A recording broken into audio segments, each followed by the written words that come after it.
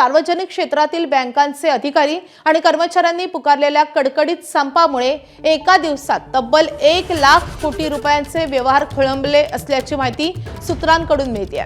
बँकांमध्ये 5 दिवस कामकाजाचा आठवडा लागू करावा अशी बँक कर्मचाऱ्यांची अनेक वर्षांपासूनची मागणी आहे। देशभरातील बँक कर्मचाऱ्यांनी बँकांमध्ये 5 दिवसांचा आठवडा लागू करण्याच्या मागणीसाठी मंगळवारी बंदचं आवाहन केलेलं होतं। युनायटेड फोरम ऑफ बँक युनियन्सच्या नेतृत्वाखाली हा संप पुकारण्यात आलेला होता। यामध्ये सर्व 9 संघटना सामील झाल्यामुळे देशभरात बँकांचं कार्यालय बंद होते। बँकांच्या शाखांमध्ये रोख रक्कम जमा करणं, काढणं, धनादेशांची पूर्तता आणि प्रशासकीय काम यासारख्या सेवा त्यामुळे प्रभावित झाल्या होत्या। एबीपी माझा, उघडा डोळे बघा नीट।